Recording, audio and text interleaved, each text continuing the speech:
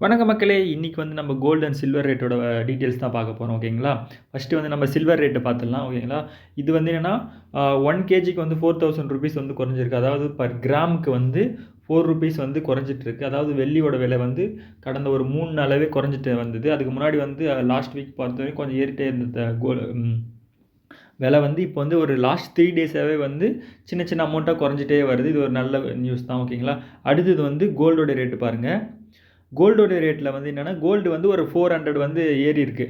ஓகேங்களா? அதாவது வந்து 400 வந்து ஒரு 8 கிராம் சொல்லுவீங்களா? ஒரு சவரனுக்கு வந்து 400 வந்து ஏறி அது ஆல்மோஸ்ட் வந்து இன்னும் ஒரு 1 வீக்காவே வந்து 1,00,000 அபோவ் தான் போயிட்டுருக்கு ஆக்சுவலா குறையல.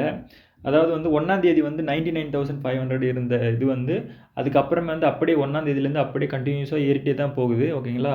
அ ஒரு சின்ன லாஸ்ட் ஒரு 4 டேஸா வந்து ஸ்டேபிளா இருக்கு. பார்ப்போம் நெக்ஸ்ட் வீக்ல குறையலான்னு சொல்லிட்டு எதிர்பார்க்கலாம். Thank you.